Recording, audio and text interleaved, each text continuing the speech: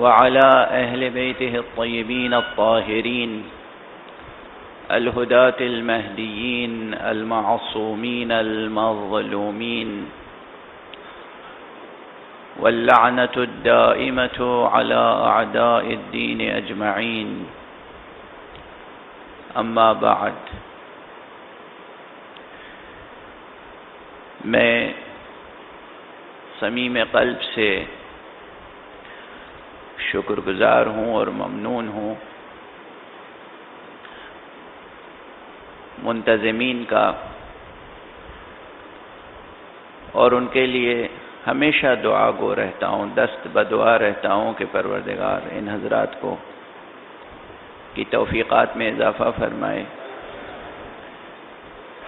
یہ جو بہت سے اچھے کام کر رہے ہیں،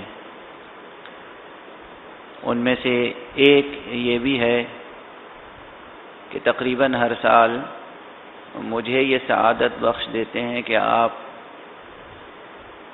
جیسے ذہین اور فطین اور نیک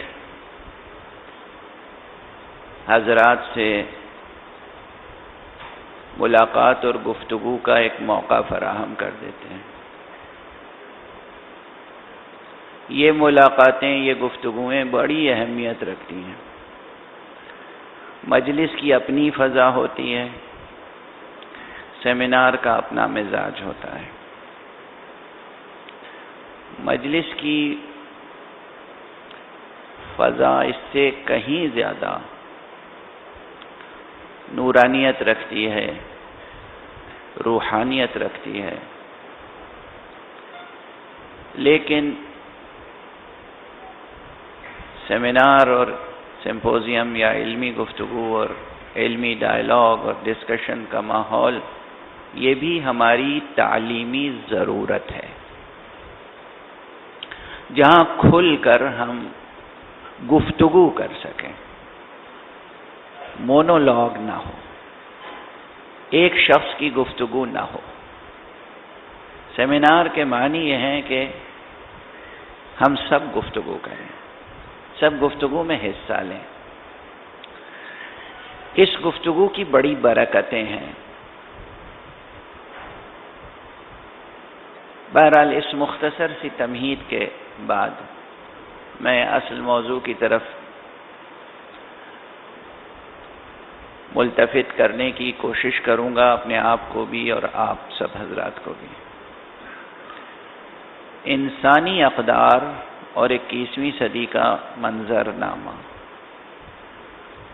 یہ وہ عنوان بحث ہے جو تقریباً ہر حساس اور باشعور ذہن میں ہر وقت موجود رہتا ہے. یہ کوئی نیا موضوع نہیں ہے،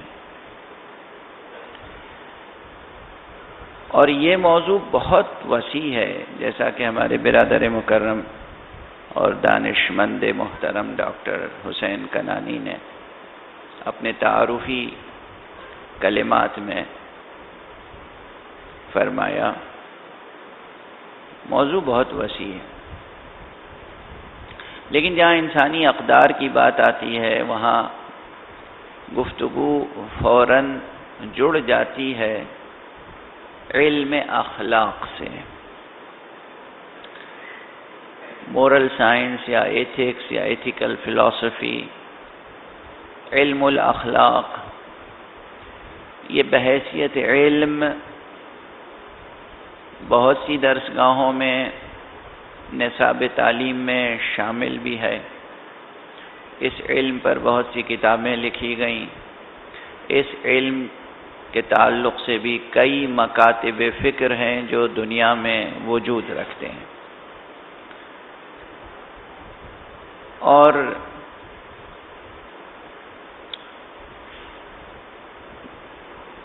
جب آپ ان تمام مکاتب فکر کا مطالعہ کریں گے تو دیکھیں گے کہ ظاہری سطح پر اتنا اختلاف ہے، اتنا انتشار ہے کہ نقطۂ وحدت تک پہنچنا دشوار معلوم ہوگا، مشترک اقدار تک پہنچنا دشوار معلوم ہوگا. لیکن اگر سطح ظاہری سے ذرا سا نیچے اتریں، گہرائی میں اتریں، تجزیہ کریں، تحلیل کریں، تو تجزیے اور تحلیل کے نتیجے میں ان مشترک اقدار تک یقیناً رسائی حاصل ہو جائے گی جن کے بارے میں یہ کہا جا سکتا ہے کہ انسان مشرق کا ہو یا مغرب کا، اور کسی بھی ملک یا کسی بھی ملت یا کسی بھی مذہب سے تعلق رکھتا ہو، وہ ان اقدار کا منکر نہیں ہو سکتا، ان اقدار سے دستبردار نہیں ہو سکتا۔ وہ مشترک قدریں وجود رکھتی ہیں، ایسا نہیں کہ وجود نہیں رکھتی۔ ہم اگر مختصر سی گفتگو کریں، دو الفاظ آپ کے سامنے عرض کریں، ایک لفظ ہے خلق اور ایک لفظ ہے خلق۔ خلق اور خلق، خلق کی جمع ہی ہے اخلاق، علم الاخلاق، اخلاق جمع ہے خلق کی، خلق یا خلق، خلق الانسان، انسان کا اخلاق۔ ان دونوں میں رشتہ کیا ہے؟ روٹ ورڈ تو ایک ہے، خے لام قاف۔ ہماری گفتگو میں یہ بحث اکثر آتی ہے اور اس سے آپ میرا خیال ہے مانوس ہو چکے ہوں گے کہ ہم گفتگو شروع کرتے ہیں لفظ کی سطح سے اور پھر معنی تک پہنچنے کی کوشش کرتے ہیں، کیونکہ انسانی ذہن کے لیے اور کوئی وسیلہ ہے نہیں، لفظ ہی وسیلہ بنتا ہے معنی تک پہنچنے کے لیے۔ ہر چند کے معنی کا وجود لفظ پر مقدم ہے۔ یعنی یہ بحث اگر بہت فلسفیانہ انداز سے آپ آگے بڑھائیں تو وہاں تک پہنچے گی جہاں کارل مارکس کی فلسفی زیر سوال آئے گی، جہاں وہ کہتے ہیں کہ مادہ پہلے ہے یا خیال پہلے ہے۔ اسی طرح یہ سوال ہے کہ لفظ پہلے ہے یا معنی پہلے ہے۔ معنی کا وجود مقدم ہے لفظ کے وجود پر یا لفظ کا وجود مقدم ہے معنی کے وجود پر؟ پہلے لفظ خلق ہوا، ہم نے لفظ تخلیق کیا اور اس کے بعد اس کو معنی عطا کیے، یعنی کوئی معنی تھے جس کے لیے لفظ تخلیق کیا گیا؟ یہ بحثیں ہیں، یہ بحثیں لسانیات سے لے کر ادبی تنقیدی نظریات سے لے کر اور فلسفیانہ، خالص فلسفیانہ نظریات تک، یہاں تک کہ ایپسٹیمولوجی کے مباحث تک، علم العلم کے مباحث تک یہ جاری و ساری رہتی ہیں۔ اصطلاحیں بدلتی رہتی ہیں، جوہر بحث میں تسلسل اور تعلق باقی رہتا ہے۔ تو ہمارے پاس کوئی چارہ نہیں ہے کہ ہم لفظ سے بحث شروع کریں، کیونکہ اس زمان و مکان میں ہمیں پہلے بدن نظر آتا ہے، روح بعد میں منکشف ہوتی ہے۔ پہلے انسان کا چہرہ اور جسم نظر آتا ہے، اس کے اخلاق بعد میں سامنے آتے ہیں۔ اسی طرح لفظ سے ہمارا سابقہ پہلے پڑتا ہے، معنی سے بعد میں سابقہ پڑتا ہے۔ تو لفظ خلق اور لفظ خلق، یہ دونوں الفاظ روٹ ورڈ کے اعتبار سے ایک ہیں۔ عربی کا روٹ ورڈ ایک ہے، خے لام قاف۔ خلق سے مراد ہے یہ ظاہری ڈھانچہ۔ ہم آج کل کے نوجوانوں کی اصطلاح اگر اختیار کریں تو بہت وسیع بحث کو سمیٹ کے دو لفظوں میں عرض کر سکتے ہیں، آپ کی سمجھ میں آ جائے گی بات۔ خلق ہارڈ ویئر ہے اور خلق سافٹ ویئر ہے۔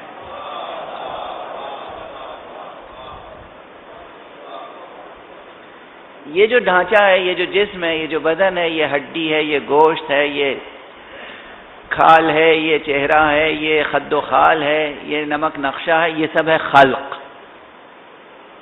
اور یہ خلق کس نے خلق کیا؟ اللہ سبحانہ و تعالی نے۔ اسی طرح اس خلق کو چلانے کے لیے جو خلق ودیعت کیا وہ بھی اللہ سبحانہ و تعالی نے ودیعت کیا۔ واضح ہے بات؟ اب جو لوگ خلق خدا میں تبدیلی کی کوششیں کرتے رہتے ہیں وہی خلق انسانی میں بھی تبدیلی اور تغیر کی کوششیں کرتے رہتے ہیں، اور یہ کوشش شیطان کی طرف سے ہوتی ہے۔ پہلی قرآن مجید میں آیت ہے، قرآن مجید میں یہ آیت ہے کہ پروردگار میں تیرے بندوں کو یہ بھی حکم دوں گا کہ فَلْيُغَيِّرَنَّ فِي خَلْقِ اللَّهِ، یہ اللہ کے خلق میں تبدیلی لائیں، آیت ہے قرآن مجید۔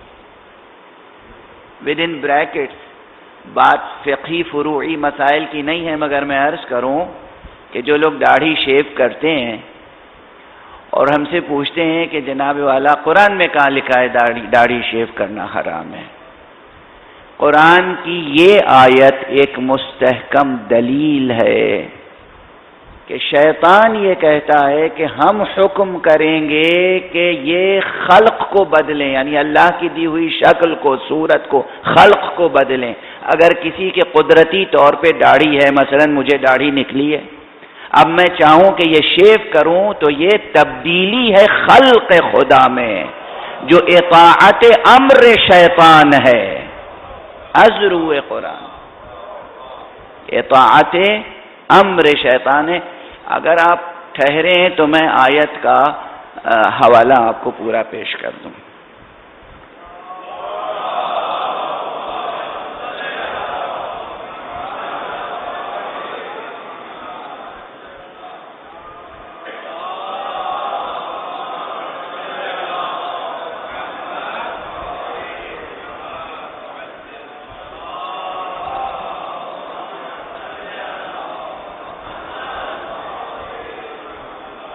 دیکھیے یہ آیت ہے سورہ مبارکہ نساء کی، آیت نمبر 119، سورہ نمبر 4، چوتھا سورہ ہے سورہ نساء، اور اس کی آیت نمبر ہے 119۔ اس میں شیطان کہہ رہا ہے وَقَالَ لَأَتَّخِذَنَّ مِنْ عِبَادِكَ نَصِيبًا مَفْرُوضًا، شیطان اللہ سے دو بدو کہہ رہا ہے تیرے بندوں میں سے میں اپنا حصہ لے کے رہوں گا، کیا کروں گا؟ وَلَأُضِلَّنَّهُمْ، میں انہیں گمراہ کروں گا، بالیقین گمراہ کروں گا، وَلَأُمَنِّيَنَّهُمْ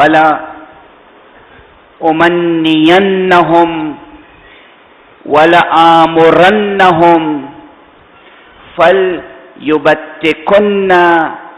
آذان الانعام وَلَآمُرَنَّهُمْ فَلَيُغَيِّرُنَّ خَلْقَ اللَّهِ وَلَآمُرَنَّهُمْ فَلَيُغَيِّرَنَّ خَلْقَ اللَّهِ، میں انہیں امر کروں گا، حکم کروں گا، گمراہ کروں گا، یہ کروں گا وہ کروں گا، ان کی نیتوں میں دخل دوں گا۔ آخری فقرہ ہے کہ فَلَيُغَيِّرُنَّ خَلْقَ اللَّهِ، یہ اللہ کی صورت دی ہوئی صورت کو، شکل کو، خلق کو، اس کو بدلیں گے، کس کے حکم سے؟ اللہ کے حکم سے۔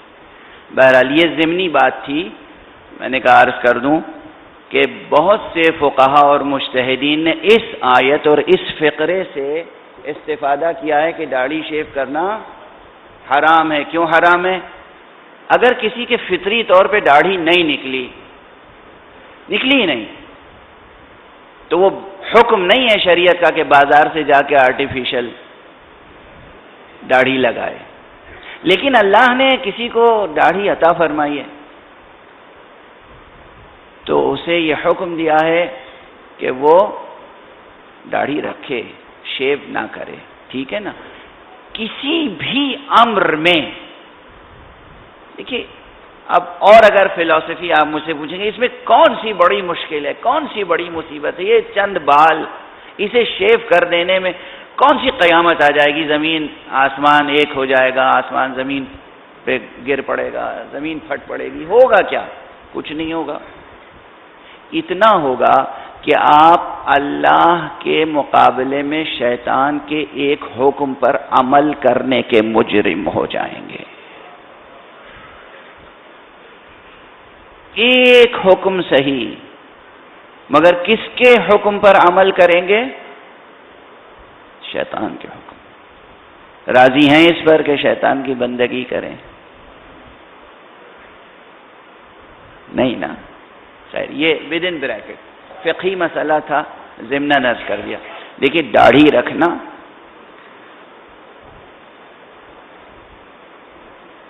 اس اعتبار سے واجب ہے کہ شیو کرنا حرام ہے، اور اسی طرح خواتین کے لیے حجاب بھی واجب ہے۔ بے حجابی شیطان کی اطاعت ہے، حجاب رحمان کی اطاعت ہے۔ کیوں اور کیا اور یہ سب فلسفہ، اس کا جواب یہ ہے، ہم اللہ کی بندگی کریں یا شیطان کی۔ بہرحال یہ درمیان میں ایک فقرہ تھا جو میں نے عرض کر دیا، دو بہت مبتلا بہ مسائل۔ عرض کر رہا تھا میں خلق و خلق کی بات۔ خلق ہے یہ ظاہری وجود، خلق ہے وہ جو پروردگار نے انسان کو عطا کیا ہے۔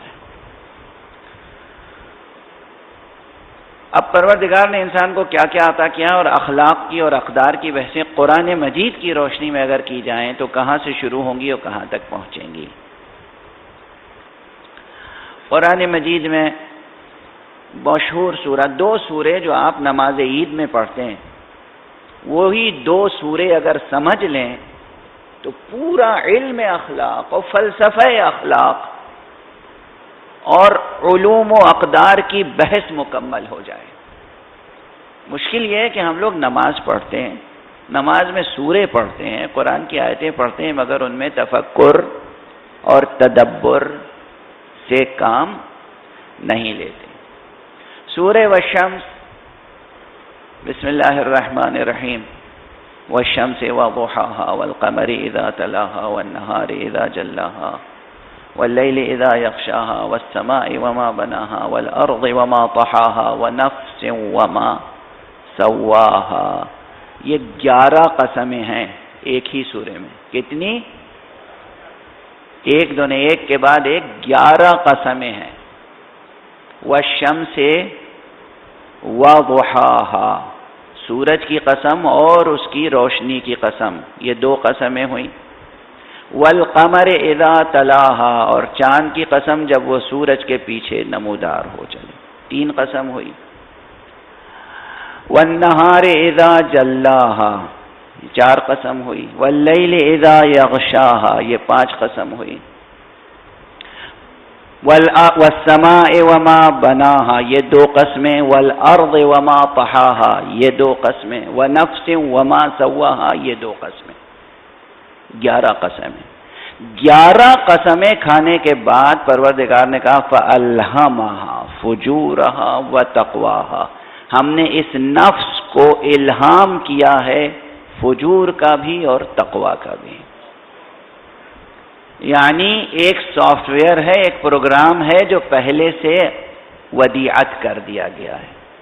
اس خلق میں ایک خلق جو ہے وہ ودیعت کر دیا گیا ہے، اور جتنا پرفیکٹ یہ خلق ہے اتنا ہی پرفیکٹ وہ خلق ہے جو ہمیں ودیعت کیا گیا ہے۔ بات اشارات ہی میں ہو رہی ہے، ورنہ یہیں پر تجزیہ اور تحلیل کیا جائے۔ یہاں پر اگر اس خلق و خلق کے رشتے کو سمجھ لیا جائے، بدن کی ساخت اور پھر انسانی نفسیات، تو آپ کو معلوم ہے کہ ذیلی اور ضمنی کتنے علوم اس سے جڑے ہوئے نظر آئیں گے۔ اور یہ بحث وہاں تک پہنچے گی کہ جہاں روح اور جسم کی ڈولیٹی یا یونٹی کی بحث آتی ہے کہ جسم اور روح 2 حقیقتیں ہیں یا ایک ہی حقیقت ہے، ایک حقیقت کے 2 رخ ہیں۔ جسے ملا صدرہ نے نظریہ حرکت جوہریہ کی روشنی میں حل کرنے کی کوشش کی ہے، اور وحدت کا نظریہ پیش کیا ہے کہ دراصل وجود ایک ہے، وجود میں کہیں ڈولیٹی ثنویت نہیں ہے۔ ایک رخ اگر آپ دیکھیں تو بدن ہے، اور دوسرا رخ دیکھیں تو روح ہے۔ مجھے یاد آتا ہے کہ بہت پہلے یہاں اس سیمینار میں بھی غالباً یا جعفری صاحب کے یہاں مجالس میں میں نے نظریہ حرکت جوہریہ پہ گفتگو کی تھی، تو ذہنوں میں صرف تقریب ذہن کے لیے ایک مثال دی تھی کہ آپ ہر شخص اپنے ہاتھ کو دیکھ لے. یہ ہاتھ کا ایک طرف یہ ذرا رنگ جو ہے گہرا ہوتا ہے، اور باطن کف یہ اندر ہتھیلی کا رنگ ہمیشہ ہلکا ہوتا ہے، لطیف ہوتا ہے. یہ رنگ گہرا ہوتا ہے، کثیف ہوتا ہے، اور یہ رنگ ہلکا ہوتا ہے، لطیف ہوتا ہے. اسی طرح وجود جو ہے، جس وجود کا جو گہرا رنگ ہے وہ مادے کی شکل میں نظر آتا ہے، جو لطیف رنگ ہے کہ وہ روح کی شکل میں اس کے اندر پوشیدہ ہوتا ہے. ہاتھ تو ایک ہے نا، دو تو نہیں ہے. یہ دو نہیں ہے، ایک وجود ہے. اس کا ظاہر جو ہے وہ گہرا ہے، اور اس کا باطن جو ہے وہ لطیف ہے، ہلکا ہے. تو ظاہر جو ہے یہ وجود جو ہے ہمارا، اس کا ظاہر یہ جسم ہے، یہ بدن ہے، اور اس کا باطن جو ہے وہ روح ہے، نفس ہے. تو ان دونوں میں مکمل طور پر وحدت کا رشتہ ہے، دوئی نہیں ہے، ثنویت نہیں ہے. اب یہاں پر دو گروہ بیٹھ کے سر جوڑ کے اگر جستجو کرنا چاہیں کہ سائنسداں، فزسسٹ، عام ایتھیسٹ، ملحدین یہ کیا کہتے ہیں؟ یہ کہتے ہیں کہ مادہ ہی حقیقت ہے. اور روحانی افراد، مذہبی افراد، دینی فکر رکھنے والے، توحیدی فکر رکھنے والے، وہ کہتے ہیں روحی حقیقت ہے. حقیقت دونوں ہیں، ایک حقیقت کے دو چہرے ہیں. کس کو تقدم حاصل ہے اور کس کو تاخر، کون مقدم ہے کون مؤخر، کون پہلے ہے کون بعد میں، یہ پھر اسی طرح کی بحث ہے جہاں سے گفتگو شروع کی تھی کہ لفظ پہلے ہے یا معنی پہلے ہے، مادہ پہلے ہے یا خیال پہلے ہے، انرجی پہلے ہے یا میٹر پہلے ہے، میٹر سے انرجی وجود میں آئی یا انرجی سے میٹر وجود میں آیا. یہ بحثیں جاندار بحثیں ہیں اور اس میں کنفیوژنز کی گنجائش بہت ہے. اسی لیے اللہ سبحانہ و تعالیٰ اپنے لطف و کرم سے کام لیتا ہے اور ہر ملحد کو فوراً سزا نہیں دیتا ہے. بہرحال اگر یہ سورہ سمجھ لیا جائے، سورہ والشمس ونفس وما سواہا، اس میں بہت سی بحثیں ہیں. ایک بحث یہ ہے کہ جہاں قسمیں کھائیں گی، الشمس الف لام کے ساتھ ہے، القمر الف لام کے ساتھ ہے، اللیل الف لام کے ساتھ ہے، النہار الف لام کے ساتھ ہے، السماء الارض سب الف لام کے ساتھ ہے، یعنی سب معرفہ ہے. اور نفس جو ہے وہ نکرہ ہے. والنفس وما سواہا نہیں کہا، ونفس وما سواہا کہا. یہ بڑی اہم بحثیں ہیں. دیکھیے عربی زبان میں قرآن کی بلاغت، آپ ترتیب دیکھیے. والشمس الف لام ہے نہیں شمس پر، والشمس وضحاها، والقمر الف لام ہے تعریف کا، اذا تلاها، والنہار نہار لفظ ہے اس پہ الف لام ہے، والنہار اذا جلاها، واللیل لیل لفظ ہے، لیلون اس پر الف لام آ گیا، اللیل ہو گیا، واللیل اذا یغشاها، والسماء السماء لفظ ہے، سین میم الف حمزہ سما اس پہ الف لام آیا، والسماء وما بناها، والارض ارض ہے لفظ الف رے بعد ارض، والارض یہاں سب پر تو الف لام آیا. تو اس قیاس میں اگر عام انسان کتاب لکھتا، اگر انسان کتاب لکھتا تو پھر والنفس وما سواہا کہتا، لیکن یہ انسان کی لکھی ہوئی کتاب نہیں ہے، یہ خالق انسان کی لکھی ہوئی کتاب ہے. تو یہاں اسلوب بدلا ہے آخر میں آ کر، اور ان تمام معرفہ کلمات کے مقابلے میں ایک نکرہ آیا ہے. اور اس تنوین، نکرہ کسے کہتے ہیں جس کے آخر میں تنوین ہو، دو زیر دو زبر دو پیش. یہ تنوین کیا ہے؟ دراصل ایک نون ہے جو تلفظ میں آتا ہے لیکن تحریر میں نہیں آتا، اور یہ ایک حرف جو تلفظ میں آتا ہے تحریر میں نہیں آتا، یہ بھی گوناگوں معانی کے لیے استعمال ہوتا ہے. عربی میں اس کے بھی ایک سے زائد معنی ہے، ہر جگہ ایک معنی نہیں ہے تنوین کے، تنوین کے ایک معنی نہیں ہے. کبھی یہی تنوین تحقیر کے لیے آتا ہے، کبھی یہ تنوین تنکیر کے لیے آتا ہے، کبھی یہ تنوین تعظیم کے لیے آتا ہے۔ تعریف کے ساتھ ان تمام چیزوں کا بیان کیا اور پھر تعظیم کے ساتھ نفس کا بیان کیا۔ اور نفس کہا، صرف نفس، نفس، اور ظاہر ہے کہ اس نفس سے مراد ہے نفس انسانی، نفس انسانی۔ شکر ادا کیجئے کہ ہم لوگ صورت انسان میں ہیں، مقام شکر ہے۔ اس سورے میں کہا گیا کہ ہم نے الہام کیا اس نفس کو، کیا؟ فجور کا اور تقوی کا، یعنی اچھائیوں کا اور برائیوں کا الہام کر دیا۔ براہ راست ہر نفس ملہم من اللہ ہے۔ اللہ اکبر، شکر بالائے شکر، زندگی بھر سجدہ شکر میں گزار دیجئے کہ آپ کا نفس بھی صاحب الہام ہے۔ آپ میں سے سب صاحب الہام ہے، صاحب وحی تو نہیں ہے مگر صاحب الہام ہیں۔ اللہ اس سورے میں کہہ رہا ہے ڈاکٹر کنانی صاحب الہام ہے،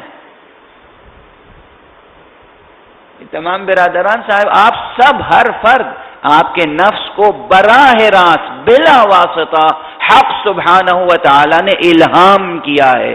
کیا الہام کیا ہے؟ اچھائیوں کا بھی اور برائیوں کا بھی شعور عطا کیا ہے، شعور عطا کیا ہے اچھائیوں کا اور برائیوں کا۔ اور ہر شخص اپنے گریبان وجود میں جھانک کر دیکھ لے، اسے شعور اچھائی اور برائی کا حاصل ہے یا حاصل نہیں ہے۔ کوئی روئے زمین پر انسان ایسا نہیں ہے جس کے پاس کوئی نہ کوئی شعور اچھائی کا، نیکی کا، اور کوئی نہ کوئی شعور اس کے پاس برائی کا اور بدی کا نہ ہو۔ اور یہ شعور بنیادی سطح پر مشترک ہے تمام انسانوں میں، اور یہی شعور اقدار انسانی کا سرچشمہ ہے۔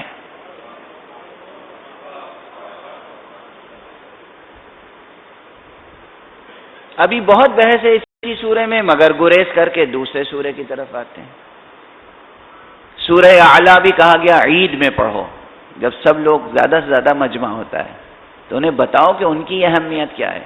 اللہ اکبر، انہیں بتاؤ ان کی اہمیت کیا ہے۔ عید میں سب سے زیادہ مجمع ہوتا ہے، انہیں بتاؤ کہ ان کی اہمیت کیا ہے، انسانوں کی اہمیت کیا ہے۔ سورہ والشمس پڑھو، سورہ اعلیٰ پڑھو۔ اعلیٰ کیا ہے؟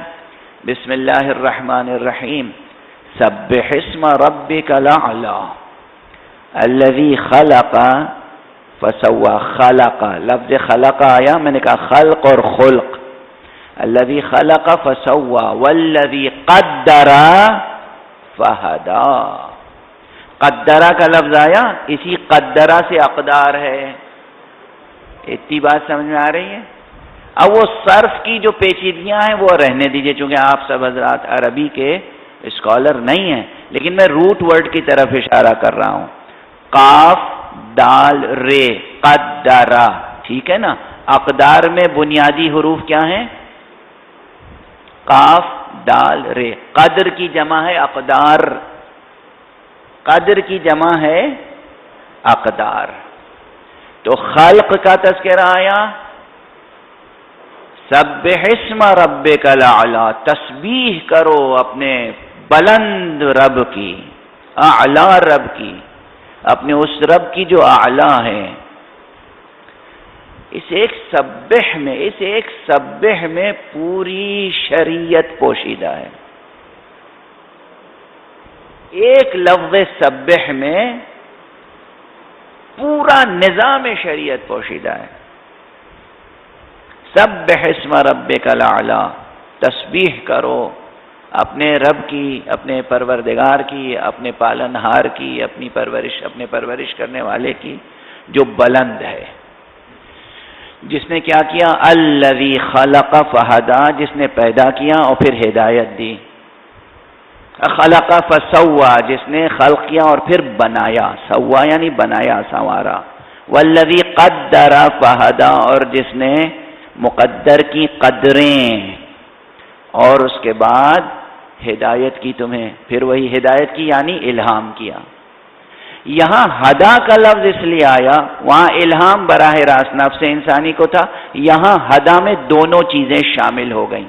وہ جو فطرت کی زبان میں، عقل کی زبان میں، تکوین کی زبان میں پروردگار نے براہ راست الہام فرمایا، وہ والی ہدایت بھی شامل ہے اس میں، اور لسان وحی سے، زبان نبوت سے،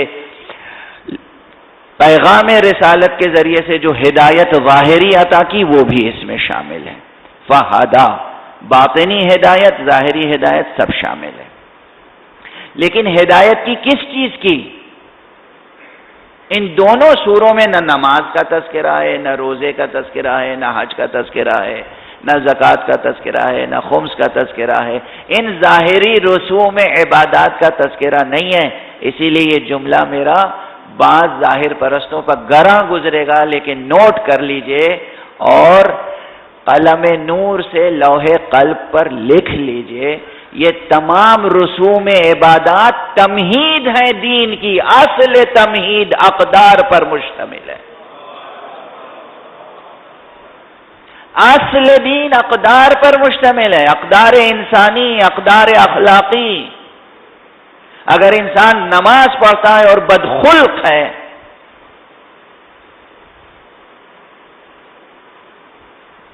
تو اس کی بد اخلاقی کے گناہوں کو اس کی نماز بخشوا نہیں سکے گی۔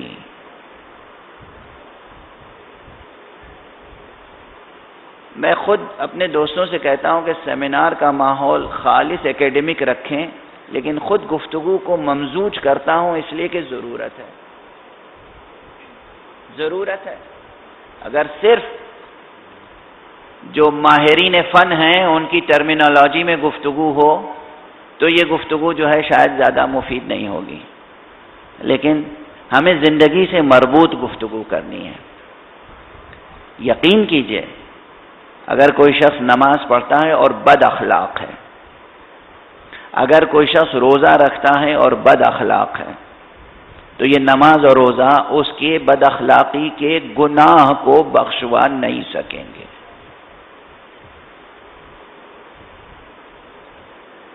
یہاں پر کئی باتیں ہیں، بہرحال ایک چھوٹی سی روایت ذکر کر کے آگے بڑھوں، بلکہ دو چھوٹی چھوٹی روایتیں۔ وہ جو پہلے میں نے بات عرض کی تھی کہ ہر نفس میں نیکی اور بدی کا شعور موجود ہے، اس ضمن میں ایک روایت ہے جو تمام مسلمانوں کی کتابوں میں ہے، سنی اور شیعہ دونوں محدثین نے نقل کیا ہے۔ ایک شخص آیا رسول اللہ صلی اللہ علیہ وآلہ وسلم،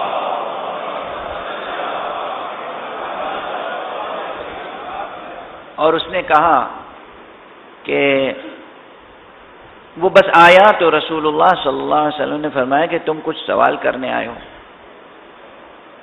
یہ بتاؤ کہ تم سوال کرو گے یا میں بتاؤں کہ تم کیا پوچھنا چاہتے ہو اور اس کا جواب بھی دوں۔ یہ اعجاز نبوت سے متعلق ہے بحث، اس روایت کا یہ حصہ۔ دوسرا حصہ کہا یا رسول اللہ بے شک میں سوال لے کے آیا ہوں اور آپ ہی میرا سوال بتائیں، آپ ہی جواب بتائیں۔ تو حضرت نے فرمایا تم یہ پوچھنے آئے ہو کہ نیکی کیا ہے، بر کسے کہتے ہیں، بر نیکی کسے کہتے ہیں؟ کہا خدا کی قسم میرے ماں باپ آپ پر فدا ہو جائیں، میں یہی سوال لے کے آیا تھا کہ آخر نیکی کسے کہتے ہیں؟ تو آپ نے فرمایا استفت قلبک، اپنے دل سے فتوا لو۔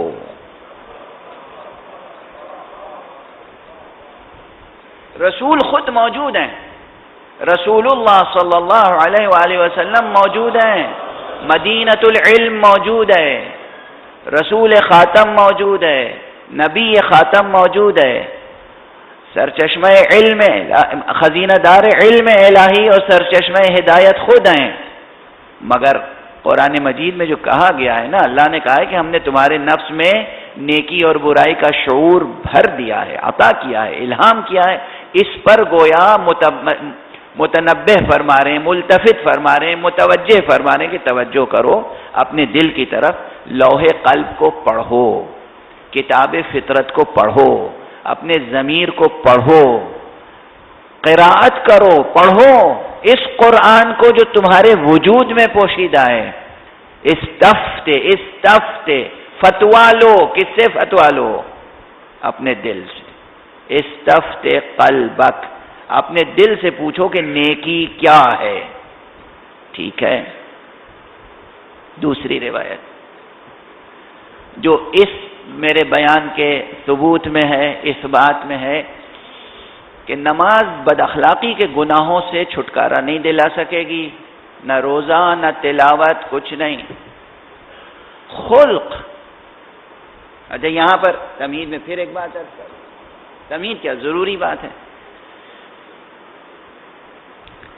ہمارے مراجع کرام کا سایہ ہمارے سروں پہ برقرار رہے.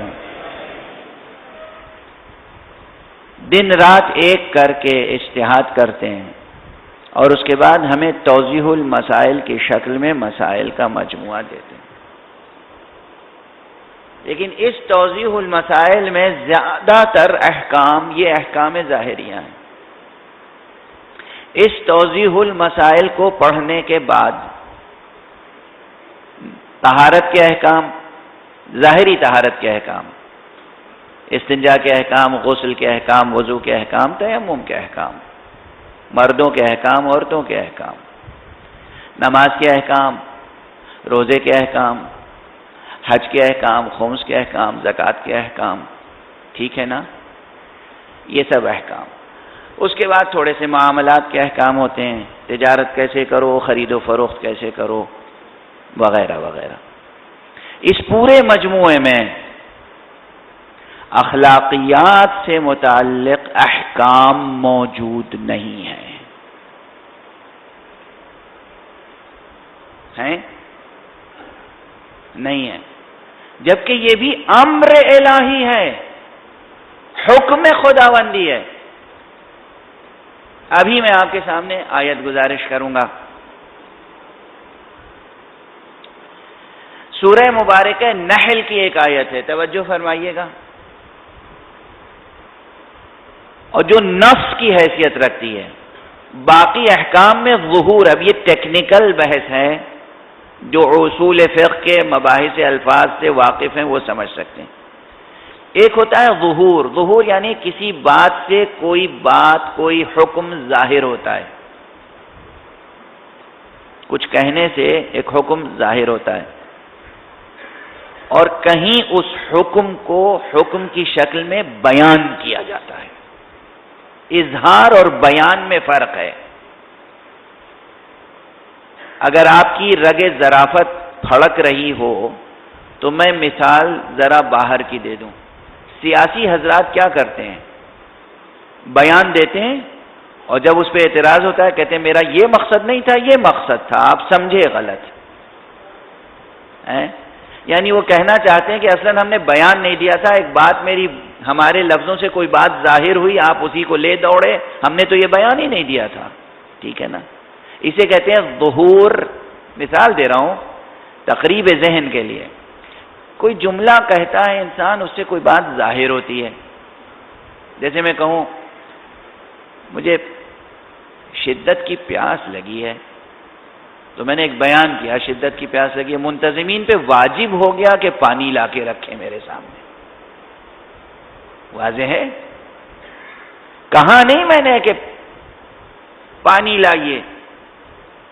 یا کسی بچے کو دیکھا، میں نے کہا پانی لاؤ. اب پانی لاؤ میں نے کہہ تو دیا، یہ آرڈر ہے، حکم ہے، صیغہ امر کا ہے، لیکن وہ بچہ یہ نہیں سمجھ سکا کہ یہ واجب ہے میرے حق میں یا بہتر ہے، مستحب ہے. واضح ہے؟ پانی لاؤ میں نے کہا، لیکن ابھی پانی لاؤ کہنے سے یہ ثابت نہیں ہوا اس پر کہ یہ قطعی حکم ہے، حتمی ہے، واجب ہے. اگر میں نہیں لے گیا پانی تو گناہگار ہوں گا، یا یہ صرف یہ ہے کہ انہوں نے کہہ دیا ہے، لے گئے تو بہت اچھا، نہیں لے گئے تو کوئی حرج نہیں. تو یہ ہے ظہور کی حد. اور اب تیسری حد کیا آتی ہے؟ میں کہتا ہوں تم پر واجب ہے کہ یہاں لا کر ایک گلاس پانی رکھو. فرق ہوا نا؟ اب یہ ہے بیان، یہ ہے بیان. اب قرآن مجید میں آئیے، عبادات کی اپنی اہمیت ہے، لیکن اکثر عبادتیں اس کے سلسلے میں صیغہ امر استعمال ہوا ہے، صیغہ امر استعمال ہوا ہے۔ اقیم الصلاۃ، نماز قائم کرو، ٹھیک ہے نا۔ اب ہم اقیم الصلاۃ سے یہ سمجھتے ہیں کہ یہ امر ہے، لفظ امر اس میں آیا نہیں۔ امر کہتے ہیں حکم کو، اتنی بات سمجھ میں آ رہی ہے، امر کہتے ہیں حکم کو، لیکن لفظ امر آیا نہیں ہے اس میں، اسی لیے بہت سی جگہ صیغہ استعمال ہوتا ہے امر کا لیکن لفظ امر نہیں ہوتا ہے، تو نتیجتاً اختلاف ہو جاتا ہے کہ یہاں اس سے واجب مراد ہے یا مستحب مراد ہے، ٹھیک ہے؟ یا نہیں کا صیغہ آتا ہے، نہیں کا لفظ نہیں آتا، نہیں کا صیغہ آتا ہے، تو جب نہیں کا صیغہ آتا ہے تو یہ اختلاف ہو جاتا ہے کہ آیا یہ حرمت پر دلالت کرتا ہے یا کراہت پر، حرام ہے یا مکروہ ہے۔ ٹیکنیکل بحث اگر اتنی واضح ہو گئی تو اب میں یہ آیت پڑھ رہا ہوں، یہاں صرف صیغہ امر کا نہیں ہے، لفظ امر ہے، اور صیغہ نہیں کا نہیں ہے، لفظ نہیں ہے۔ سورہ مبارکہ نحل کی آیت ہے، ان اللہ، بے شک اللہ، بالتحقیق اللہ، لفظ انا سے شروع ہو رہا ہے، ان اللہ یامرو، امر کرتا ہے، اللہ اکبر، ان اللہ یامرو، اللہ امر کرتا ہے، حکم کرتا ہے، کس چیز کا؟ بالعدل، عدل کا حکم کرتا ہے، والاحسان، اور احسان کا حکم کرتا ہے، وَإِيتَاءِ ذِي الْقُرْبَى، اور رشتہ داروں کے حق کو ادا کرنے کا حکم کرتا ہے، امر کرتا ہے، وَيَنْهَا، اور منع کرتا ہے، نہیں کرتا ہے، حرام قرار دیتا ہے، عن الفحشاء، فحش باتوں سے، والمنکر، منکرات سے، والبغی، اور بغی کی حرکتوں سے، یعظکم، اور تمہیں اللہ واعظ کرتا ہے، لعلکم تذکرون۔ یہاں پر لفظ امر اور نہیں آیا، ہماری رسالہ عملیہ میں توضیح البسائل میں کتاب العدل ہے، عدل کے احکام ہیں، جیسے طہارت کے احکام ہیں، عدل کے احکام ہیں۔ پورے رسالہ عملیہ میں کہیں ایک جگہ پر پیش نماز کے شرائط میں یا قاضی کے شرائط میں یا گواہی دینے والے کے شرائط کے ضمن میں کہیں ایک سطر یا 1.5 سطر میں یہ بات آتی ہے کہ عدل کیا ہے، عدالت کی تعریف کیا ہے۔ اللہ حکم دے رہا ہے، ان اللہ یامرکم، ان اللہ یامر بالعدل، اللہ امر کر رہا ہے عادل کا۔ ہمارے پاس عادل کے تفصیلی احکام ہونے چاہیے، والاحسان، احسان کے تفصیلی احکام ہونے، جیسے صلاۃ کے احکام ہیں، جیسے صوم کے احکام ہیں، جیسے زکوٰۃ کے احکام ہیں، ایسے ہی عدل کے احکام، ایسے ہی احسان کے احکام ہونے چاہیے ہیں۔ کتاب النکاح کے ضمن میں، کتاب النکاح کے ضمن میں ایک ضمنی چیپٹر لکھ دیا جاتا ہے بیوی کے نان نفقے کا، لیکن یہاں جو ایتاء ذی القربہ واجب قرار دیا ہے اللہ نے، کہیں ایکسپلیسٹلی بہت وضاحت کے ساتھ توضیح المسائل میں لکھا ہوا ہے باپ کے احکام بیٹے پر کیا ہے، باپ کے حقوق کیا ہیں، ماں کے حقوق کیا ہیں، ماں کے رشتہ داروں کے حقوق کیا ہیں، کس کے اولاد کے حقوق کیا ہیں، رشتہ داروں میں ذی القربہ کی تعریف کیا ہے اور ان کے مراتب کیا ہیں اور ان کے حقوق کیا ہیں، واجب کیا ہے، مستحب کیا ہے، حرام کیا ہے، مکروہ کیا ہے، نہیں ہے۔ اور یہ قرآن کی آیت موجود ہے قرآن مجید میں، ان اللہ، ان بالتحقیق، یقیناً، بے شک، بلا شبہ، اللہ سبحانہ و تعالی امر کرتا ہے کس چیز کا؟ عدل کا، احسان کا، وَإِيتَاءِ ذِي الْقُرْبَى، اور رشتہ داروں کے حق کو ادا کرنے کا۔ ہمارے معاشرے میں نماز پڑھی جاتی ہے بہت، اور کبھی کبھی بہت سے لوگ نماز کو حق ضائع کرنے کا وسیلہ بنا لیتے ہیں۔ بیوی گھر پہ انتظار کر رہی ہے، آپ کے دل میں بیوی کی طرف سے کوئی قدورت ہے، آپ جا کے رات بھر مسجد میں عبادت کر رہے ہیں۔ جب بیوی کہتی ہے بھائی گھر میں بھی آپ کی ضرورت ہے، تو آپ کہتے ہیں کہ اللہ کی عبادت سے روکتی ہو، جہنمی ہو تم، غضب خدا کا، قہر خدا کا۔ اسے ڈانٹتے بھی ہیں اور بس چلتا ہے تو مارتے بھی ہیں۔ کتنے داڑھی والے اور سجدے کے نشان والے ایسے ہیں کہ جن کے گھروں میں بیویوں کو وہ مارتے ہیں۔ یہ انسانیت نہیں. یہ کیا فرما رہے ہیں؟ یہ انسانیت نہیں ہے. یہ نہ دین ہے، نہ ایمان ہے، نہ اسلام ہے، نہ انسانیت ہے. یہ حیوانیت ہے. حیوان ہے وہ شخص جو بیوی کے اوپر ہاتھ اٹھائے بغیر جواز شرعی. حیوان ہے وہ شخص. کہاں کون سی آیت قرآن مجید کی اجازت دیتی ہے کہ آپ جب چاہیں چھوٹی بڑی باتوں پہ بیوی کو ماریں یا بیوی کو جھڑکیں، ایون قہر کریں، اسے غصہ اتار دیں اس پر. ساری دنیا کا غصہ اتارنے کے لیے بس ایک غریب بیچاری آپ کو مفت میں مل گئی ہے. یہ سب قدروں، یہ سب گھر سے لے کے، اور پارلیمنٹ میں تو بعد میں پہنچیں گے نا، پہلے تو گھر میں امن پیدا ہو جائے. اب میں وہ روایت ذکر کر دوں جو بار بار کہہ رہا ہوں کہ نماز، روزہ، حج، یہ سب جو بد اخلاقی کریں گے ہم اسے نہیں بخشوا سکتا. یہ روایت صحیح سند کے ساتھ اور بہت سی، ایک سے زیادہ معتبر سندوں کے ساتھ سنی شیعہ تمام کتابوں میں حدیث کی موجود ہے کہ رسول اللہ صلی اللہ علیہ وآلہ وسلم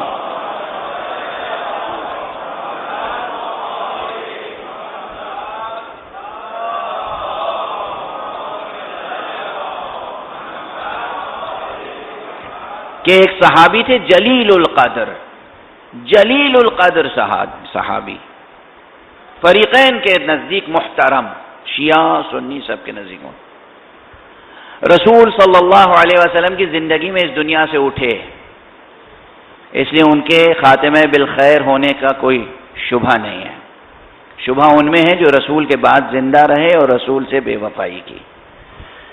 لیکن جو رسول کی زندگی میں وفاداری کے ساتھ شرط وفا نبھاتے ہوئے اٹھ گئے، ان میں سے وہ ایک بزرگ ہیں حضرت سعد. رسول اللہ نے خود ان کے جنازے میں شرکت فرمائی اور یہ کہا کہ 70,000 فرشتوں نے مشایعت جنازہ میں شرکت کی ہے.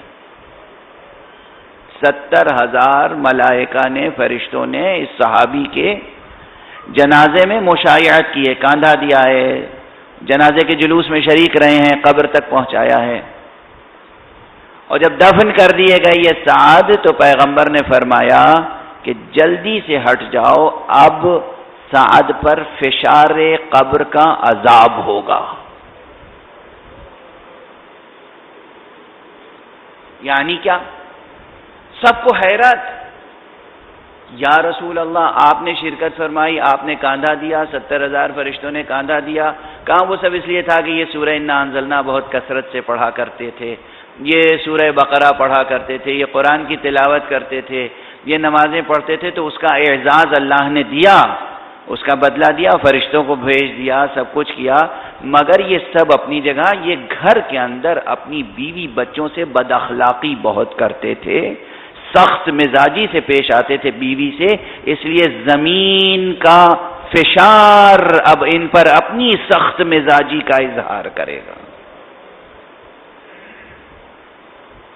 اب یقین آیا آپ کو کہ بد اخلاقی کا گناہ ہماری نمازیں بھی بخشوا نہیں سکتی.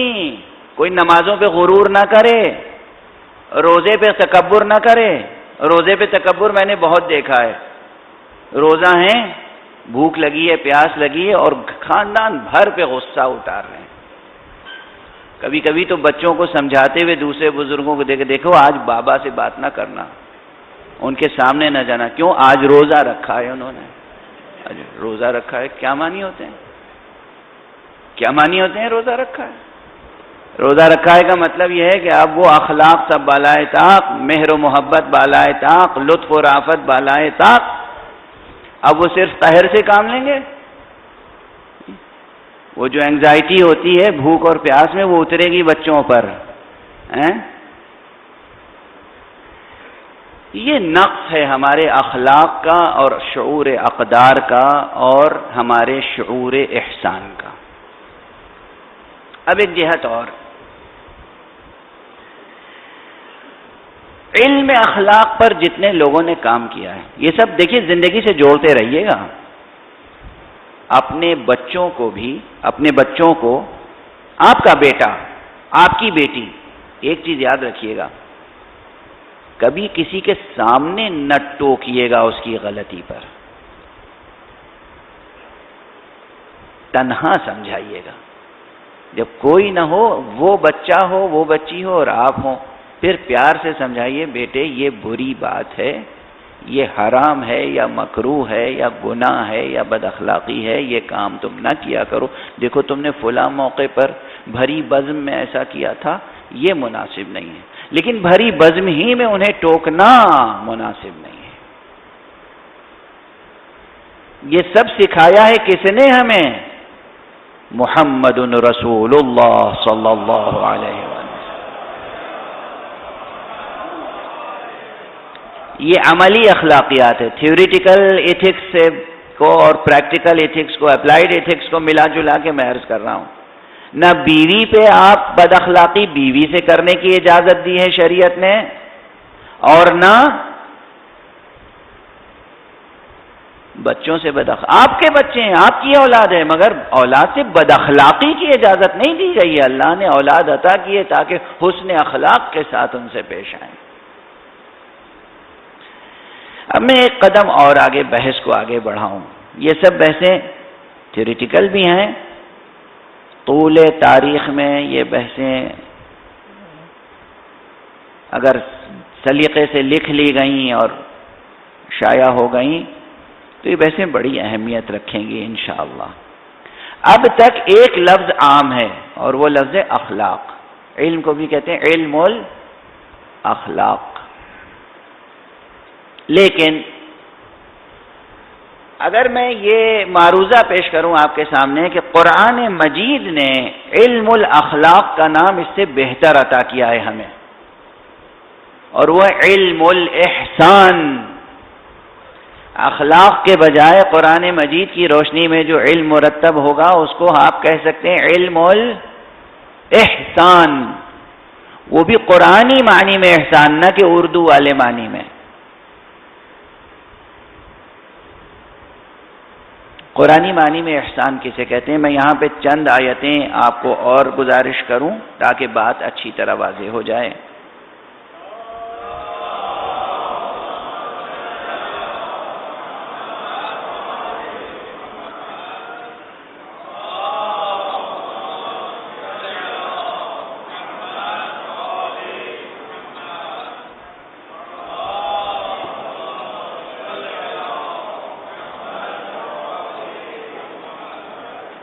دیکھیے قرآن مجید میں سب سے پہلے تو لفظ احسان یہیں آیا. توجہ رکھیے گا، بحث فکری بھی ہے اور عملی بھی ہے اور قرآنی بھی ہے اور عرفانی بھی ہے. یہ آپ حضرات کو اس کی اطلاع ہوگی کہ جب تصوف کی بحث ہوتی ہے اور سوال کیا جاتا ہے کہ تصوف اسلام میں ہے یا نہیں ہے، اسلامی تصوف کے معنی کیا ہیں، لفظ تصوف کہاں سے آیا، پورا یہ تصوف کا لٹریچر کہاں سے آیا، تو بہت سے لوگ کہتے ہیں کہ تصوف وہی ہے، چونکہ لفظ تصوف قرآن میں نہیں آیا ہے. وہ کہتے ہیں تصوف وہی ہے جسے قرآن نے احسان سے تعبیر کیا ہے، قرآن نے بھی اور حدیث پیغمبر صلی اللہ علیہ وآلہ وسلم.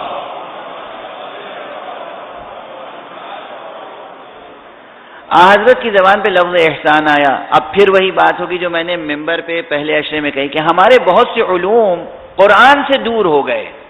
ہم نے اپنی اصطلاحیں ترجیح دی اور قرآنی اصطلاحوں کو ترجیح نہیں دی. جب قرآن لفظ احسان استعمال کر رہا ہے تو ہمیں بدل کے لفظ تصوف استعمال کرنے کی ضرورت کیا ہے؟ کیا لفظ احسان کوئی برا لفظ ہے؟ ناگوار لفظ ہے؟ اس میں کوئی تنافر صوتی ہے، کوئی ثقل ہے، ثقالت ہے ادا کرنے میں یا سننے میں، حروف میں اس کے تنافر ہے یا لفظ میں تنافر ہے؟ کیا ہے؟ کیوں ہم نے لفظ احسان کو فراموش کر دیا؟ اصل ہمارے علم الاحسان ہونا چاہیے، قرآنی کلمہ. ایک تو یہاں ان اللہ یامر بالعدل والاحسان، اللہ بے شک اللہ تمہیں امر فرماتا ہے، حکم دیتا ہے، صاف صاف حکم ہے اس کا، عادل کا اور احسان کا۔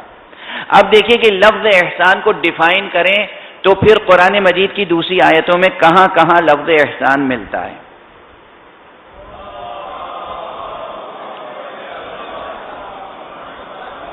دیکھیے خانوادے میں سب سے پہلے مسئلہ تو میاں بیوی ہی کا آتا ہے نا۔ قرآن مجید کی آیت ہے الطلاق مرتان فامساکم بمعروف او تسریح باحسان ولا يحل لكم ان تأخذوا مما آتيتموهن شيئا۔ یہ آیت آگے تک چلتی ہے، لیکن یہاں پر او تسریح باحسان، احسان کا لفظ آیا۔ میاں بیوی میں اگر اختلاف ہے، اچھی نہیں نبھ رہی ہے، طے ہو گیا، بیٹھے سر جوڑ کے سمجھنے کی کوشش کی، سمجھانے کی کوشش کی، اور بالآخر بات نہیں بنی اور جدائی پر معاملہ آ گیا، تو 2 مرتبہ تمہیں اختیار دیا جاتا ہے جدائی کا۔ اب طلاق مرتان، 2 مرتبہ طلاق دیا۔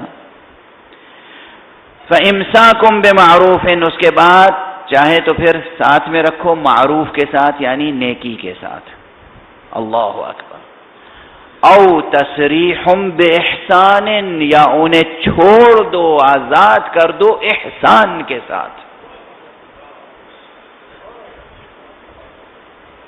وہی لفظ احسان ہے، معروف اور احسان۔ یہ میاں بیوی کے تعلق سے ہے۔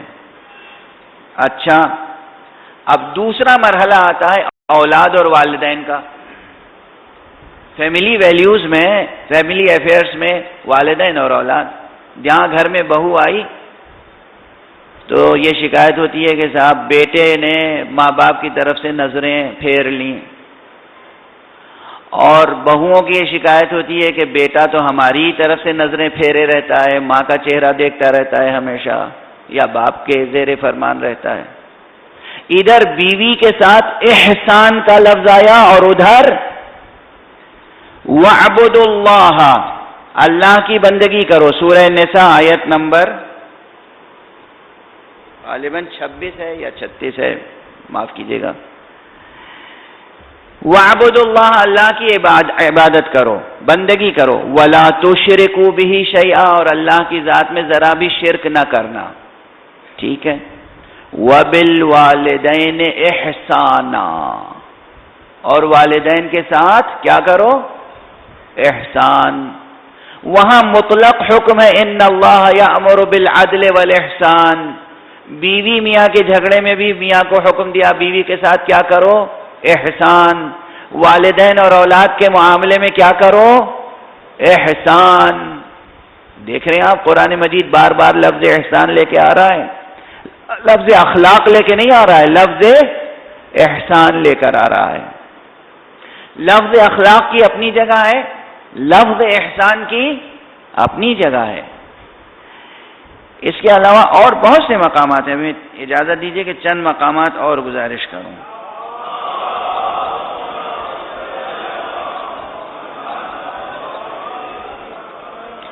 سورہ انعام 6 سورہ ہے، آیت نمبر 151 ہے۔ قل تعالوا اتل ما حرم ربکم علیکم اللہ تشرکوا به شیئا وبالوالدین احسانا۔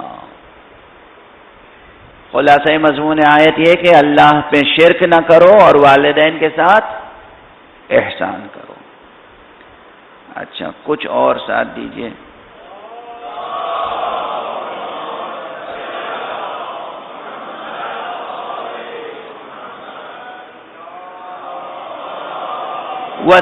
سورہ مبارکہ توبہ۔ اب معاشرے کی بات آ گئی ہے، ابھی فیملی کی بات تھی، اب معاشرے کی بات ہے۔ اسلامی معاشرہ، اسلامی معاشرے کے لیے رول ماڈل کے طور پر، مثالی کرداروں کے طور پر ظاہر ہے کہ رسول اللہ صلی اللہ علیہ وسلم پر ایمان لانے والے اور سبقت کرنے والوں کا تذکرہ ہو رہا ہے۔ والسابقون الاولون من المہاجرین والانصار سابقون اولون کا تذکرہ ہوا، مہاجرین و انصار کا تذکرہ، والذین اتبعوہم بإحسان، اور وہ لوگ جو ان کی پیروی کرتے ہیں احسان کے ساتھ۔ لفظ احسان بار بار آ رہا ہے، نہ جانے کتنے مقامات پر۔ یہ دیکھیے سورہ مبارکہ احقاف، آپ کو معلوم ہونا چاہیے کہ سورہ احقاف بھی قرآن مجید میں وہ سورہ ہے جسے ہم سورہ حسین ابن علی کہہ سکتے ہیں۔ قرآن مجید میں ایک سورہ ہے سورہ فجر، جس کے لیے امام جعفر صادق علیہ السلام نے فرمایا ہے کہ سورہ حسین ابن علی ہے۔ ایک سورہ احقاف ہے، اور اس میں بھی جناب حضرت سید الشہداء علیہ السلام سے ایک خاص تعلق ہے اس سورے کو۔ اس میں یہ آیت ہے وَوَصَّيْنَا الْإِنسَانَ بِوَالِدَيْهِ إِحْسَانًا، اللہ کہہ رہا ہے ہم نے انسان کو وَوَصَّيْنَا الْمُسْلِمَ وَوَصَّيْنَا الْمُؤْمِنَ نہیں، وَوَصَّيْنَا الْإِنسَانَ، ہم نے انسان کو تاکید کی ہے، وصیت کی ہے کہ والدین کے ساتھ احسان کرے، احسان سے پیش آئے۔ لفظ احسان دیکھ رہے ہیں آپ کہاں کہاں ہے قرآن مجید میں؟ ان تمام جگہوں پہ لفظ اخلاق نہیں آ رہا ہے، لفظ احسان آ رہا ہے۔ احسان کے بالکل لغوی معنی اگر کیے جائیں تو کہتے ہیں اچھا کرنا۔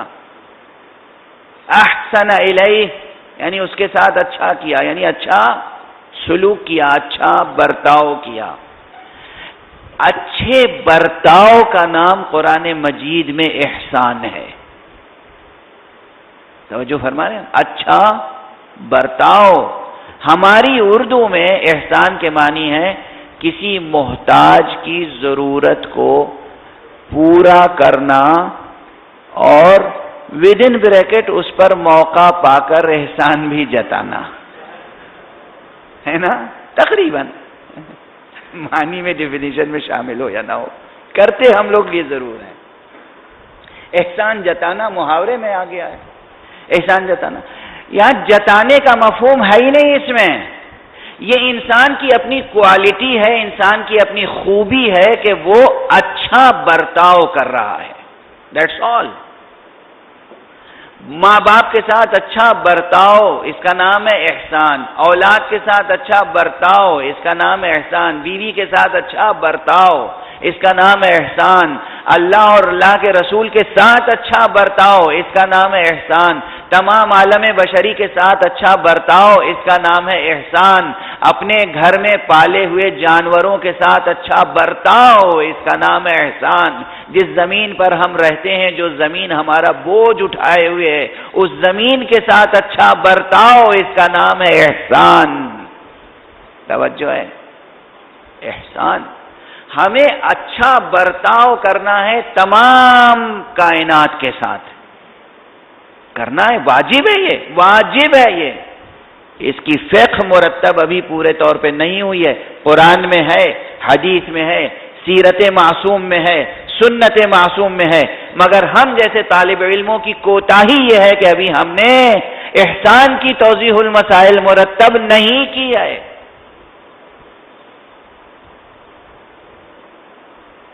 کرنا ہے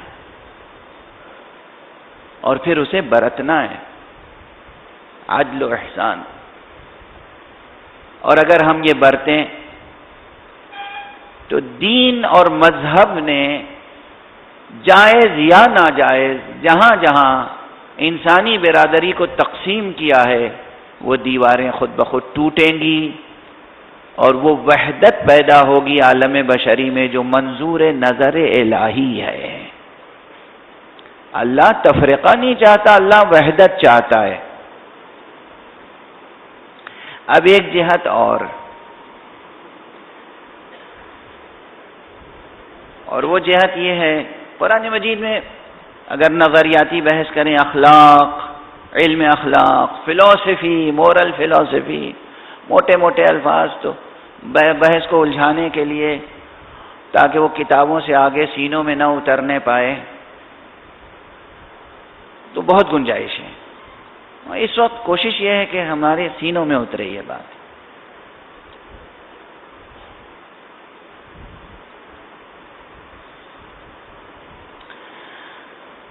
جو مکاتب فکر ہیں اخلاق کے، ایک وہ روایت چلی آ رہی ہے جو یونان سے چلی ہے.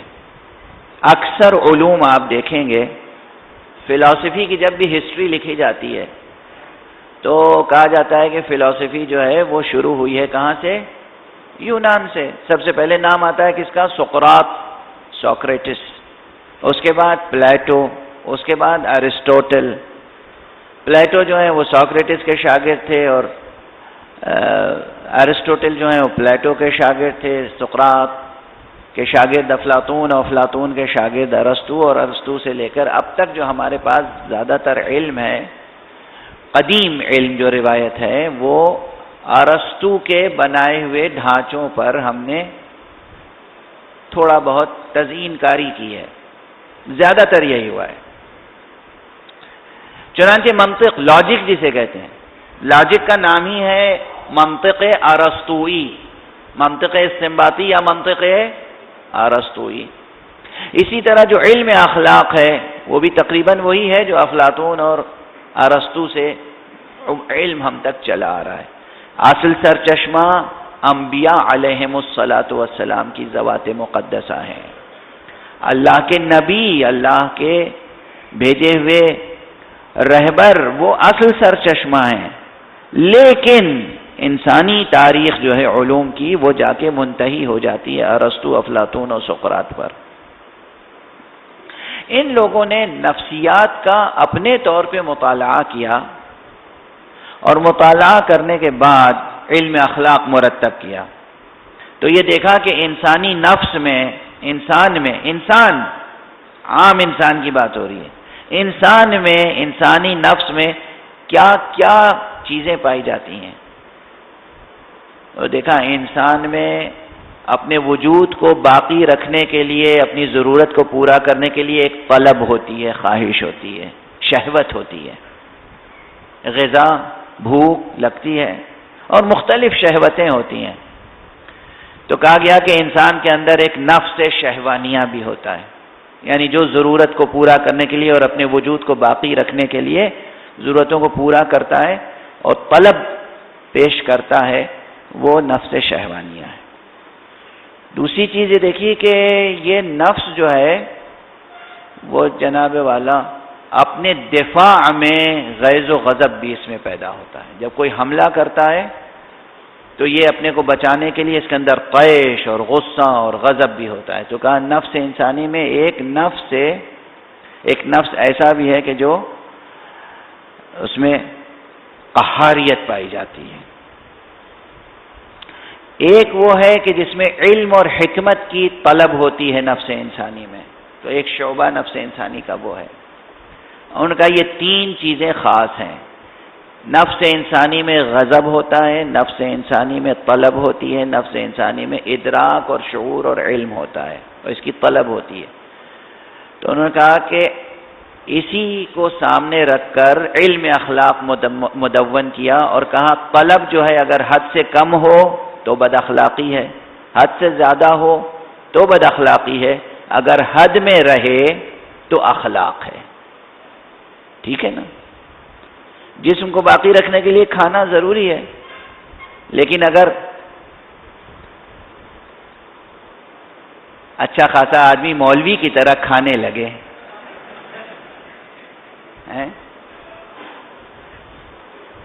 تو شاید بد اخلاق کہلائے. دیکھیے میں مزاحن جو باتیں کہتا ہوں، اپنے کو تیر کا نشانہ بناتا ہوں، آپ برا نہ مانیے گا.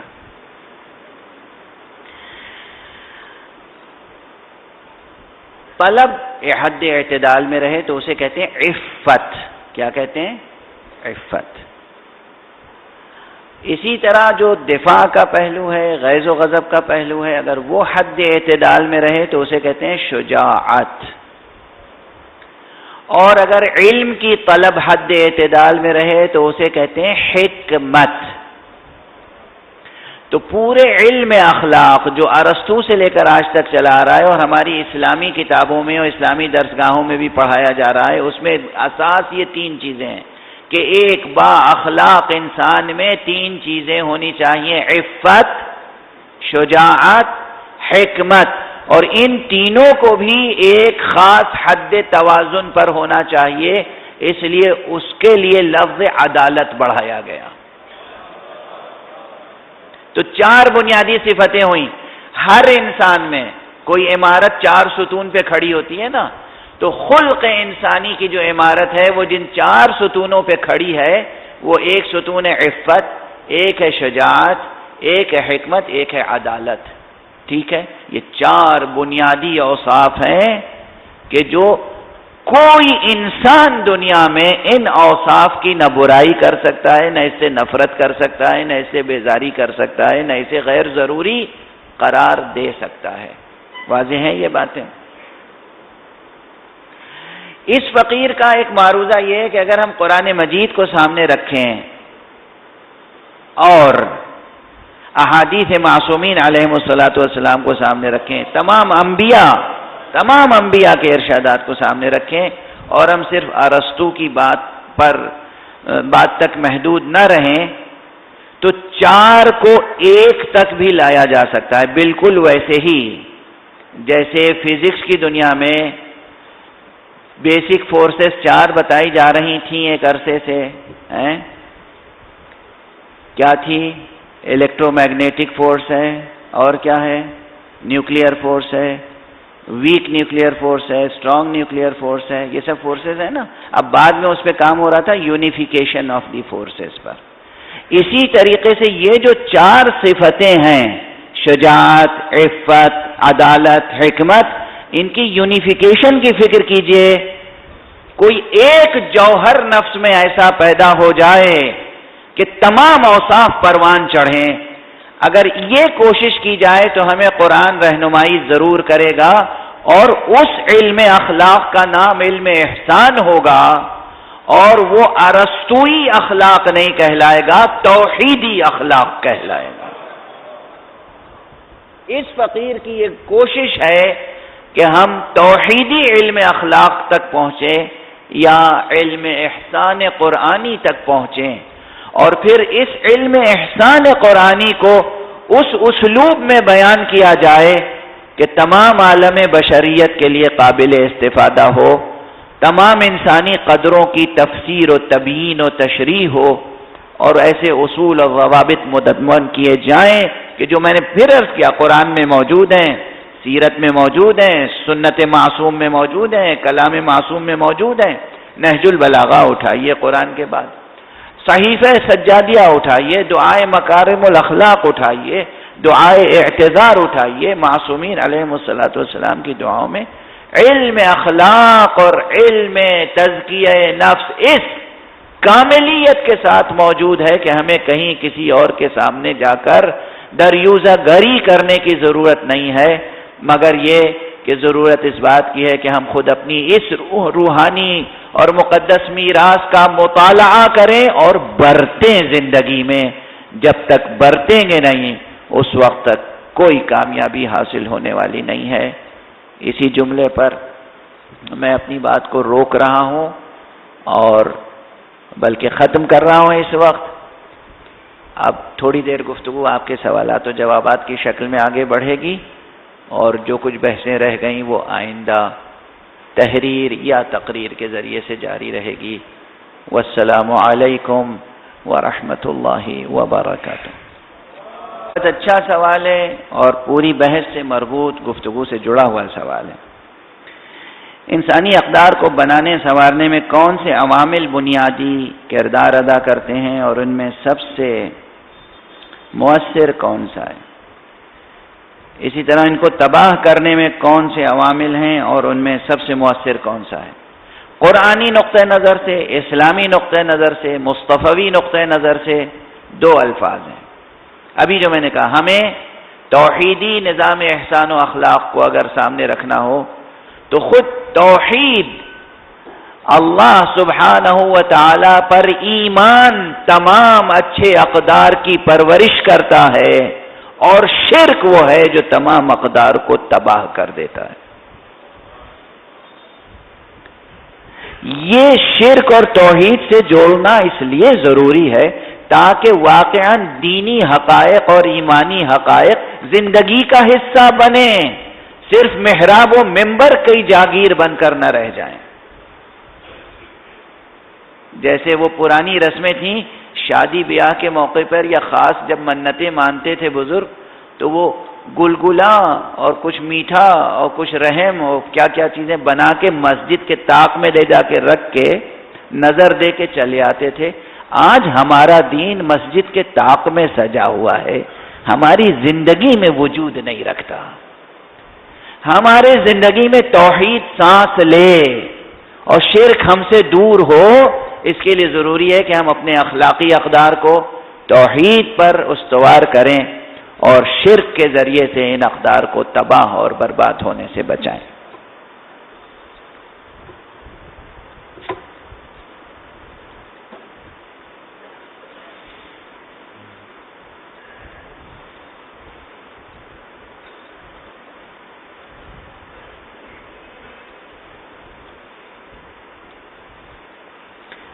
وعدہ تو میں نے کیا تھا کہ دیر تک گفتگو کروں گا، مگر اب نماز بھی قریب ہے اور سینے میں درد ہو رہا ہے۔ اب میں ذرا سا معذرت چاہتا ہوں، سوال روک لیں۔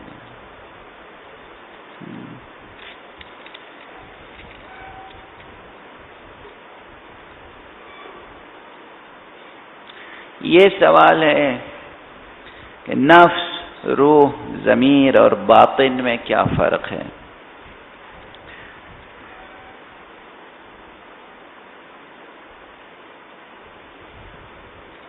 ابھی میں نے عرض کیا تھا کہ ہمارے وجود کا جو ایگزسٹنس ہے نا، یہ انٹائر ایگزسٹنس، یہ مکمل جو وجود ہے ہمارا، اس وجود کا باطن روح ہے، ظاہر مادہ یا جسم ہے۔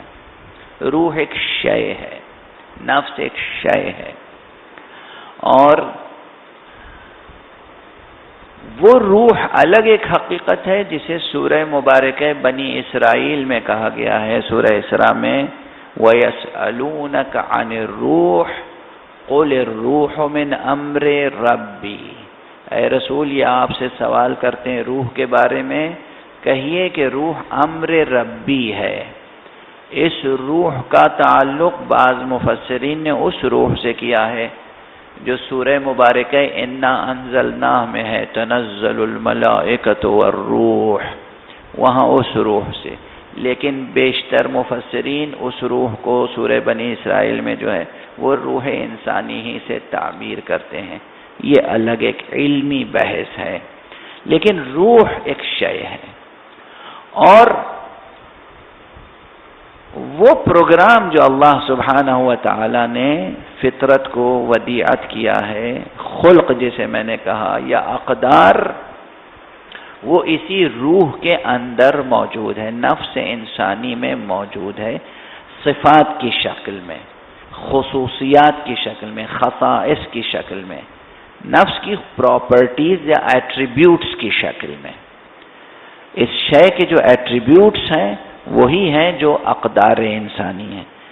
یہیں پہ عرض کر دوں جہاں جو میں نے مین تقریر ختم کی ہے کہ اگر ہم توحیدی موازین پر مرتب کرنا چاہیں علم اخلاق، تو جو نفس انسانی میں خوبیاں اور برائیاں ہیں ان کا رشتہ جا کے ملانا پڑے گا صفات ثبوتیہ اور صفات سلبیہ سے۔ اللہ سبحانہ و تعالیٰ کی ذات میں جو صفات پائی جاتی ہیں اور جو صفات نہیں پائی جاتی، وہاں سے لے کر انسان کی ذات میں کیا صفتیں ہونی چاہیے، کیا نہیں ہونی چاہیے، یہاں تک پورا سلسلہ جب ہوگا تب علم اخلاق توحیدی مکمل ہوگا اور علم احسان قرآنی اپنی مکمل شکل و صورت کے ساتھ سامنے آئے گا۔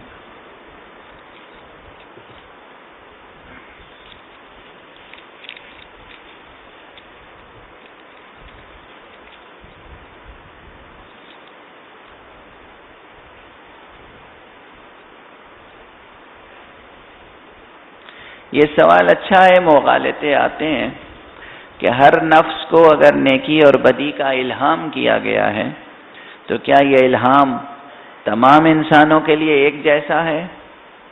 بعض اوقات انسان اپنے غلط کاموں کو الہام سمجھتے ہوئے انجام دیتے ہیں، ظاہر سی بات ہے کہ اللہ سبحانہ و تعالیٰ نے تمام انسانوں پر اپنی حجت تمام کی ہے، اور جو بنیادی الہام ہے نیکی اور بدی کا وہ بالکل یکساں ہے۔ اگر یکساں نہ ہو تو حجت تمام نہیں ہوگی، حجت تمام نہیں ہوگی۔ ماں باپ کا احترام، زوجہ کا احترام، سچ کو سچ کہنا، جھوٹ کو جھوٹ سمجھنا، حق کو حق سمجھنا، باطل کو باطل سمجھنا، سیاہ کو سیاہ سمجھنا، سفید کو سفید سمجھنا، یہ شعور تمام انسانوں میں یکساں طور پر ہے۔ اور بطور خاص دو الفاظ کی طرف اور دو حقائق کی طرف میں متوجہ کروں گا، ایک ہے صدق، صداقت، اور ایک ہے امانت۔ تمام اخلاقی چیزیں سمٹ کے ان دو الفاظ میں آ جاتی ہیں، صداقت اور امانت۔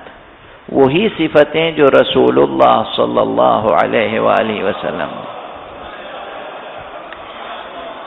اپنی سیرت میں سب سے زیادہ نمایاں طور پر پیش کی، اور بعثت سے پہلے، اعلان نبوت سے پہلے مشرکوں سے، کافروں سے، ظالموں سے، ستمگاروں سے بھی اپنی صداقت کا اور اپنی امانت کا کلمہ پڑھوایا، کہ حضور کا لقب ہی پڑ گیا تھا الصادق الامین، الصادق الامین۔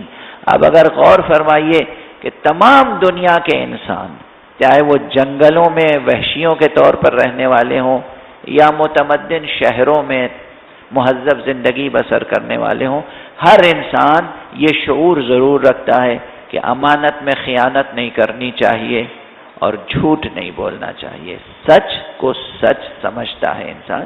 یہ بنیادی قدریں ہیں، یہ بنیادی الہامات ہیں جو نفس انسانی پر اللہ سبحانہ و تعالیٰ نے فرمائے ہیں۔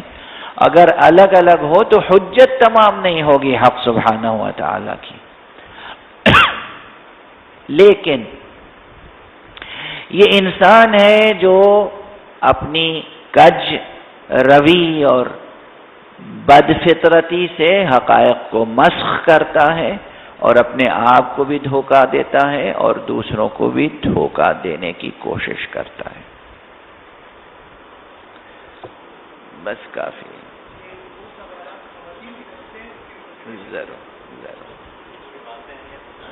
ضرور میں یہ بحث ایسی ہے، میں وعدہ کرتا ہوں آپ یہ تمام سوال ہمیں دے دیجیے گا، ہم اس کا یقیناً جواب دیں گے۔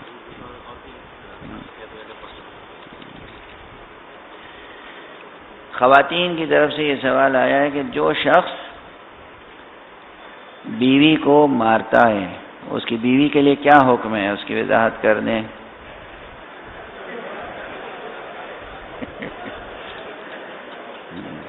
سوال اہم ہے۔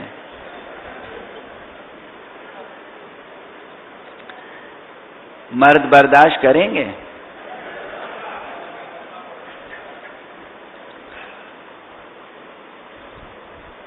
دفاع اپنی ذات سے، اگر کوئی شوہر اپنی بیوی کو قتل کرنا چاہتا ہے اور قتل کرنے کے ارادے سے حملہ آور ہوتا ہے تو بیوی کو برابر کا حملہ کرنے کا حق دیتی ہے شریعت، کہ وہ حملہ کر کے چاہے اسے قتل کر دے، اپنے نفس کو بچا لے۔ ٹھیک ہے، واضح ہو گئی بات۔ لیکن روزانہ نہ کیجیے گا کہ ایک تھپڑ شوہر نے لگایا تو دو تھپڑ آپ نے لگا دیا، یہ اچھی بات نہیں ہے، اس سے صلح نہیں ہوگی، معاملہ اور بگڑ جائے گا۔ قرآن نے مرد کو عورت پر ایک درجہ فضیلت دی ہے، مرد کو چاہیے کہ اس فضیلت کا غلط استعمال نہ کرے، اور عورت کو چاہیے کہ اس فضیلت کا اعتراف کرے اور اعتراف کرنے میں کوتاہی نہ کرے۔ مرد اگر گالی گلوچ کرتا ہے، یہ دیکھیے گالی دینا بھی شرافت انسانی کے خلاف ہے، اصل شرافت انسانی کے خلاف ہے۔ میرے رونگٹے کھڑے ہو جاتے ہیں ایسی حدیثیں سناتے وقت، پڑھتے وقت، پتہ نہیں آپ کا کیا حل ہوگا۔ بہت سے لوگ فحش گالیاں بکتے ہیں، یعنی جس سے دوسروں کی عزت اور حرمت پہ حرف آتا ہے، اور نسب اور بد نسبی کا الزام دیتے ہیں۔ ایسی فحش گالیاں جو نسب تک پہنچے اور محرمات تک پہنچے، رسول اللہ نے فرمایا ہے کہ جو شخص دوسرے کو اس طرح کی گالیاں بکتا ہے، غور کرو خود اس کا نسب کہیں خراب تو نہیں ہے؟ ہاں، حدیث کا مضمون ہے جو میں نے عرض کیا ہے. بری گالیاں، ڈانٹنا ڈپٹنا سمجھانا، اس کے لیے سخت الفاظ استعمال کرنا ٹھیک ہے، بھئی تم بے عقل ہو، جاہل ہو، سمجھدار نہیں ہو، یہ سب الگ بات ہے. لیکن اگر بات نسب تک پہنچی، کردار تک پہنچی، قذف تک پہنچی، آپ نے ایسا لفظ استعمال کیا کہ جیسے کنایتاً یا صراحتاً کسی کو کہا کہ وہ نعوذ باللہ بد کردار ہے، تو اس سے حد شرعی واجب ہو جاتی ہے آپ کے اوپر. حد شرعی واجب. اگر کوئی شخص کسی کو کہتا ہے کہ یہ زانی ہے یا زانیہ ہے تو اس پہ 80 کوڑے لگائے جائیں گے کہنے والے پر. خود زنا کرنے والے پر زنا ثابت ہو جائے تو 100 کوڑے ہیں، اور زنا کا الزام دینے والے پر اگر وہ ثابت نہ کر سکے تو 80 کوڑے ہیں ازرو شریعت. سمجھ میں آ رہی ہے بات؟ یہ معمولی مسائل نہیں ہیں جس کی طرف سے غفلت برتی جاتی ہے، اور نتیجہ یہ ہے کہ معاشرے سے سعادت و برکت اٹھ جاتی ہے اور نحوستیں جو ہیں چھائی رہتی ہیں.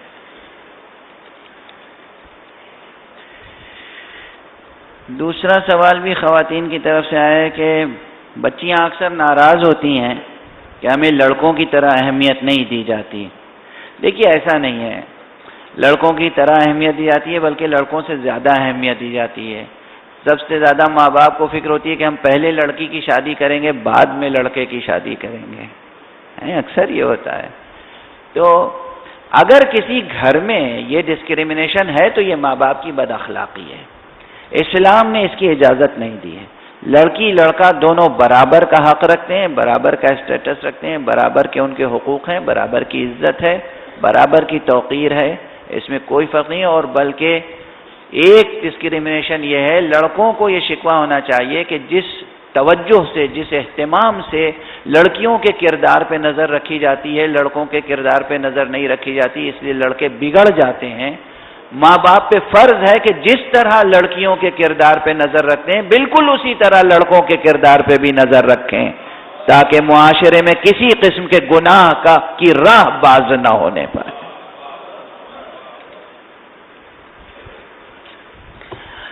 والسلام علیکم